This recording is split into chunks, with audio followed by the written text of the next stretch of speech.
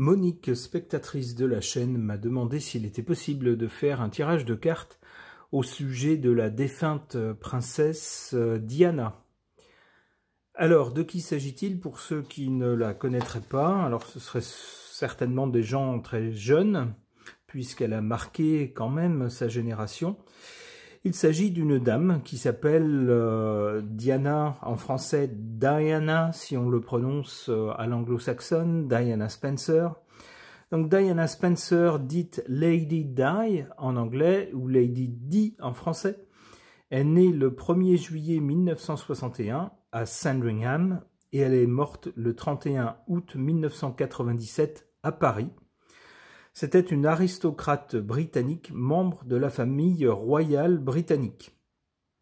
Elle a épousé en 1981 l'héritier du trône britannique, Charles, prince de Galles, qui est maintenant roi, avec qui elle a eu 2 enfants, William en 1982 et Henry, dit Harry, en 1984. Elle a très vite gagné une grande popularité, elle est devenue une figure mondiale de la cause humanitaire. Elle a créé et s'est engagée dans plusieurs associations pour défendre des causes telles que la défense des enfants, la lutte contre le sida, les mines antipersonnelles et le cancer. Surnommée la princesse des cœurs ou la princesse du peuple, elle est devenue la personnalité royale la plus médiatisée, avec sa belle-mère, la reine d'alors, Élisabeth II, ainsi que l'une des femmes les plus célèbres du monde à la fin du XXe siècle. La révélation dans les années 1990 de son malheur conjugal avec le prince Charles et de son isolement au sein de la famille royale a dégradé pour un temps l'image de cette dernière, donc de la famille royale, et renforcé le soutien de l'opinion à l'égard de cette princesse. Le couple princier s'est séparé en 1992 et le divorce a été formellement acté en 1996. Sa mort, la mort de Lady Di, l'année suivante, à l'âge de 36 ans, lors d'un accident de voiture dans un tunnel à Paris, alors qu'elle était poursuivie par des paparazzis, a suscité une émotion internationale et a achevé d'en faire une icône tragique. Alors voilà pour ce survol biographique. On peut également jeter un œil sur le ciel de naissance de Lady Diana. Si on avait pris une photo du ciel au moment où elle est née, on aurait vu ceci. Que nous montre son ciel de naissance? On y voit d'ailleurs ici un soleil, une conjonction soleil-mercure en cancer, le signe du cancer. Un signe d'eau a la réputation d'être très sensible tout court et d'être sensible également à tout ce qui est familial. C'est un signe très maternel, on va dire, très sensible à ses enfants, très sensible à la famille, à l'héritage, aux traditions, par exemple. On voit que cette dame avait l'ascendant en Sagittaire. Le Sagittaire est un signe de feu, donc plutôt porté sur l'action, la générosité, l'élan vers les autres et plus particulièrement les gens qui sont différents du milieu où l'on est. Ça peut être des gens de nationalités différentes, de races différentes, de religions différentes, de philosophies différentes. On va vers ce qui est différent, qu'on cherche à comprendre. Alors, qu'est-ce qu'on voit sur ce ciel de naissance? On voit également ici la lune qui représente comment on se sent à l'intérieur de soi-même. La lune ici est en Verseau, un signe très moderne qui refuse les conventions, qui refuse les contraintes et entend agir à sa façon. C'est ainsi donc que la princesse certainement se sentait à l'intérieur. Alors ici, la lune est bien reliée au soleil, ce qui en général marque une forte popularité, quelqu'un de populaire auprès du public. C'était bien le cas pour cette princesse. Qu'est-ce qu'on voit d'autre? Ici, on voit malheureusement la lune mal reliée à Vénus, Alors, la féminité mal reliée au rôle de mère, alors on peut penser qu'elle s'imaginait sans doute être à la fois une bonne épouse et une bonne mère auprès de son prince. Eh bien, les deux rôles n'ont pas tenu longtemps. Comment dire, elle a rapidement dû faire la distinction entre les deux. On voit aussi ici que la Lune est complètement opposée à la fois à Uranus, qui est le maître de son Soleil, et plus grave ici, et surtout plus significatif, enfin les trois planètes sont significatives, la Lune est opposée à Mars, l'action, mais aussi tout ce qui relève de la lutte, de la confrontation, des choses assez brutales, et Pluton qui malheureusement représente les ténèbres. Et ces trois planètes, alors Uranus nous parle de choses brusques, brutales, de choses instantanées presque. On peut avec Uranus voir également tout ce qui est moderne, des outils, des engins, des moteurs, de l'électricité. Ça relève d'Uranus. Mars, ça peut être une confrontation ou un choc. Pluton ici, c'est les ténèbres. Et ces trois planètes se situent dans la maison qui, entre autres, symbolise la mort. On voit malheureusement que tout était écrit dans son thème, ici. La maison 8 qui représente entre autres la mort. Alors pas toujours, ça peut être également des transformations importantes dans la vie, des choses qu'on laisse derrière soi et puis on repart après sur complètement autre chose, mais ça peut également symboliser la mort. Ici, c'est bien de cela qu'il s'agit, on a bien le choc qui lui a été fatal avec une autre voiture. Qu'est-ce qu'on voit d'autre pour cette princesse ? On voit ici son soleil natal bien relié à Neptune. Neptune, c'est la foi, c'est l'inspiration, c'est aussi une espèce de brume magique qui peut durer presque toute une génération. Ça peut être aussi l'ambiance d'une époque, ça peut être les modes, ça peut être l'inconscient collectif, c'est plutôt ça d'ailleurs. Ici, c'est bien relié à son soleil. On a bien quelqu'un qui avait la capacité de toucher beaucoup de gens par ce qu'elle dégageait, le charme qu'elle dégageait. Que voit-on d'autre ici? On voit... Alors ici, on a Vénus, la planète qui peut représenter les attractions et les répulsions, la planète de la séduction aussi, de tout ce qui est agréable ou désagréable. Souvent, on en fait une planète reliée à l'amour ou aux choses de l'amour. Elle est en domicile en Taureau, c'est dire que cette dame devait avoir une sensualité, sinon forte, au moins épanouie. Malheureusement, cette planète ici est mal reliée, encore une fois, à Uranus. Eh bien, ça ne va pas dans le sens d'une union qui dure. Si l'union était Vénus, on voit ici, elle est en carré avec Uranus, qui nous parle d'indépendance, de choses qui s'arrêtent brutalement. Elle est aussi mal aspectée ici en carré avec Mars, l'amant, dans un thème féminin. Et Pluton, les pulsions, entre autres des pulsions d'adultes, si vous voyez ce que je veux dire. Ici, c'est mal relié à Vénus. On pouvait donc prédire en regardant son ciel de naissance un mariage malheureux, hélas. Alors maintenant, qu'est-ce que les cartes peuvent nous dire au sujet de cette princesse qui a marqué sa génération? J'interroge le tarot de Marseille.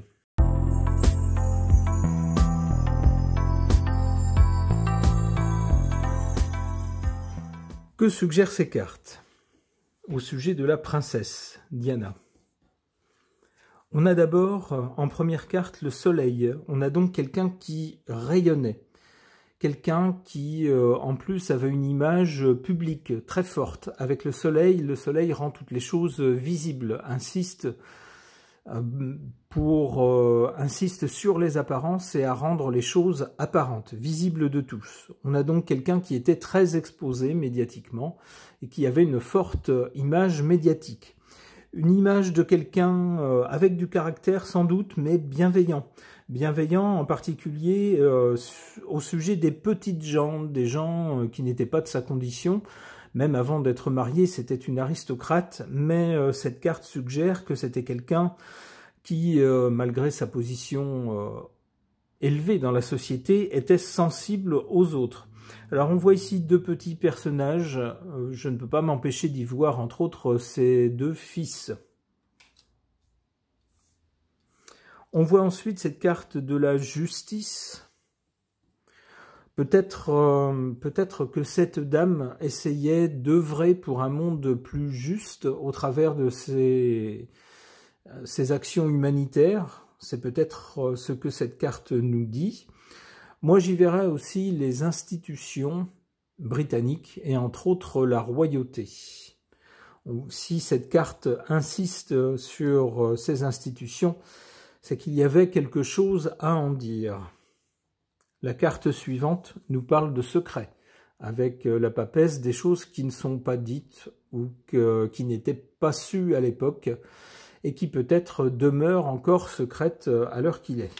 Concernant cette princesse. Je mettrai ça en lien avec la royauté britannique.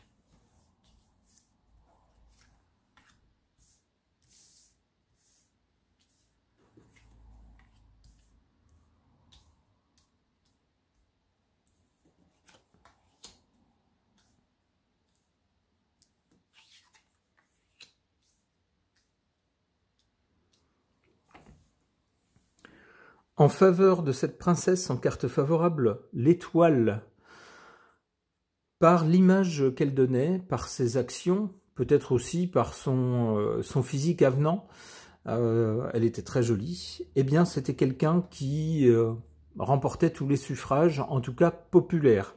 Elle avait une bonne étoile au-dessus de sa tête. Cette bonne étoile, c'était une sorte de chance, c'était tout simplement l'amour des gens pour elle. Elle était extrêmement populaire.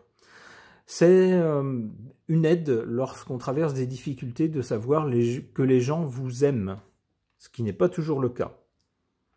Malheureusement, contre elle, elle avait des gens malhonnêtes, des gens avec de mauvaises intentions, des gens qui ne souhaitaient pas qu'elle soit libre, on le voit ici avec ces deux personnages qui sont bridés, des gens qui souhaitaient l'amener à faire certaines choses contre son gré, soit en la contraignant, soit en la séduisant, mais d'une façon ou d'une autre, l'amener à faire des choses pas très belles.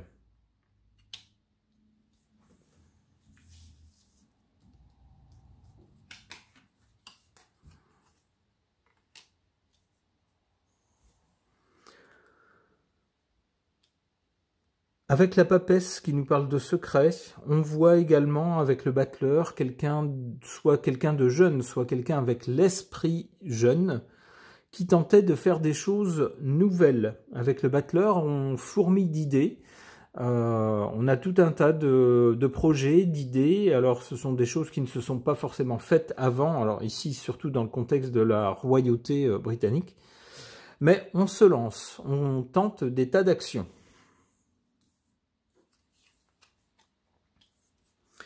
La force, c'est quelqu'un qui avait également la force de son côté, c'est-à-dire que même si parfois elle faisait des choses qui n'étaient pas conventionnelles ou qu'on n'aurait pas fait dans la famille où elle était, eh bien, elle avait la force de son côté, c'est-à-dire que le public saluait ses initiatives, non seulement pour la nature des choses qu'elle faisait, mais également d'un côté, on pourrait dire plus affectif, plus sentimental. Une dernière carte. Le monde, c'est quelqu'un qui a connu une popularité bien au-delà des frontières du Royaume-Uni, alors non seulement dans les pays du Commonwealth, mais également dans tous les autres pays du monde. Je me souviens que même ici en France, la France n'est pas un pays du Commonwealth, bien sûr, eh bien, elle était très populaire également ici aussi, et pas que chez nous, dans bien d'autres pays. Ok. Pour tenter d'en savoir plus sur la personnalité, le caractère de la défunte princesse Lady Diana, j'interroge mon oracle des personnages.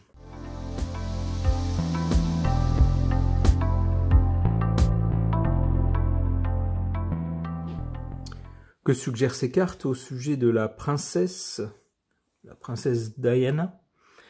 On a d'abord cette carte de l'ami, qui nous dit que cette personne avait un caractère amical, donc pas quelqu'un d'assez raide sur les conventions, quelqu'un d'assez raide sur les différences sociales, quelqu'un qui ne parlait qu'aux personnes de son niveau social, pas du tout. Avec cette carte de l'ami, on voit plusieurs personnes souriantes qui se joignent les mains, qui se mettent tous au même niveau, quelles que soient les origines ou le niveau social des uns ou des autres. Cette carte nous dit qu'on pouvait compter sur son aide et sur sa compréhension. Même si c'est quelqu'un qui ne pouvait pas tout faire, c'était quelqu'un, on peut l'imaginer, qui se montrait amical et sensible au sort des autres. Cela dit, on a quand même cette carte de la personne matérialiste. Alors, matérialiste, ça peut être bon et pas bon, c'est pas forcément très bon lorsqu'il s'agit simplement d'argent et d'en vouloir toujours plus, mais matérialiste, ça peut aussi vouloir dire que c'est quelqu'un qui ne se contentait pas de bonnes paroles et de bonnes intentions, mais que c'était quelqu'un qui traduisait en actes matériels ses convictions, on va dire. Donc c'est quelqu'un qui a tenté, on l'a vu dans son survol biographique, c'est quelqu'un qui a tenté par diverses actions de venir en aide à des personnes souffrantes, à des personnes discriminées, etc. Et aussi aux plus petits, puisque c'est quelqu'un qui, semble-t-il, était particulièrement sensible au sort des enfants. Eh bien, elle ne faisait pas que dire qu'elle était sensible, elle a vraiment tenté d'œuvrer pour eux, concrètement.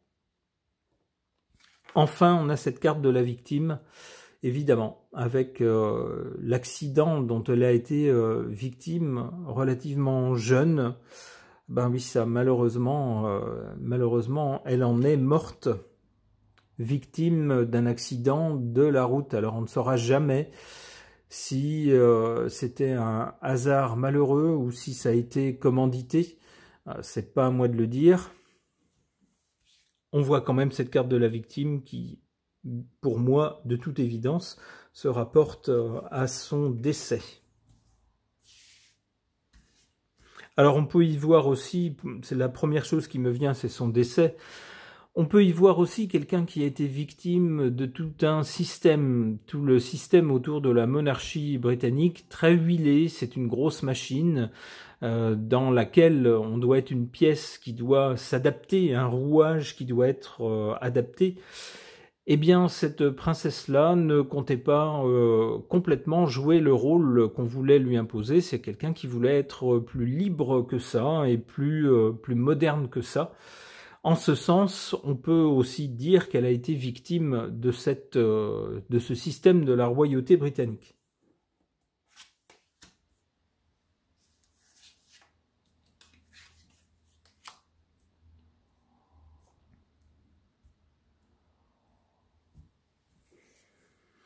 En carte favorable à cette princesse, cette carte de la sauvage, finalement, par rapport au milieu où elle était, le milieu de la famille royale, elle était considérée, en tout cas c'est ce que nous dit cette carte, comme une sauvageonne, comme quelqu'un qui ne se pliait pas aux convenances, ou quelqu'un qui ne voulait pas rentrer dans le rang, qui ne voulait pas s'insérer telle une pièce d'un rouage, mais quelqu'un qui voulait vivre sa vie. Donc une sauvage. Eh bien, si c'était mal vu peut-être dans la famille royale britannique, c'est ce qui lui a valu l'admiration d'une immensité de personnes dans le monde. Ici, en position défavorable ou faible, cette carte de la brute. Cette dame était, semble-t-il, tout sauf une brute. Au contraire, quelqu'un de très sensible au sort des autres, des plus faibles, des plus petits. Et c'est sans doute ce qui a joué en sa défaveur.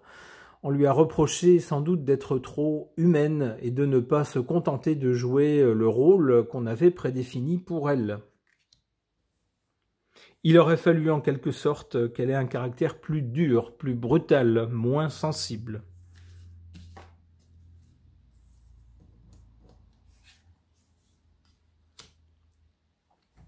Cette carte de l'activiste, sur la carte de la victime, l'activiste, ça lui va bien. On a vu dans son survol biographique que c'était effectivement quelqu'un qui était engagé pour diverses causes, dont entre autres la lutte contre le cancer, la lutte contre la lutte contre le sida et le soutien aux malades du sida. Quelqu'un qui était engagé également pour la cause des enfants, pour qu'ils soient mieux traités, pour qu'on leur vienne en aide partout où c'est nécessaire. C'était quelqu'un qui ne se contentait pas de mots, mais qui payait de sa personne pour tenter de soutenir ses causes. Cette carte de la commerçante, je suis pas sûr que... je ne sais pas dans quelle mesure ça peut s'appliquer à elle. Alors, on nous dit que c'est quelqu'un qui garde les pieds sur terre, quelqu'un qui est conscient des enjeux, également des enjeux matériels dans une société. Alors, j'appliquerai pas ça au côté monétaire, au côté financier, mais plutôt au côté humain. Quelqu'un qui était consciente qu'il n'y a pas une élite qui dirige et qui décide de tout, et puis une masse de petites gens qui, quoi qu'il arrive, de toute façon, on s'en fout. Bah non, c'était pas ce genre-là. C'était quelqu'un qui considérait qu'il y avait des tas de gens, tous différents, tous uniques, et que c'était ce qui formait le monde, et que malheureusement certains vivaient dans des conditions moins favorables, et qu'elle y était sensible. C'est comme ça que je comprends cette carte. Une dernière carte. La carte du parent. Alors ça pouvait pas mieux tomber. On sait que c'était quelqu'un qui, face à l'échec de son mariage, s'était réfugié dans son rôle de maman, très attentive à ses deux fils. Malheureusement, elle est partie beaucoup trop tôt. Et ça a été un vrai drame pour ses deux enfants, pour ses deux fils. Alors j'espère que vous aurez vous aussi retrouvé dans ces tirages de cartes et puis dans le survol de ciel de naissance de cette princesse des choses, des caractéristiques que vous avez aimées chez cette dame. Ce tirage de cartes est maintenant terminé. Merci de l'avoir suivi.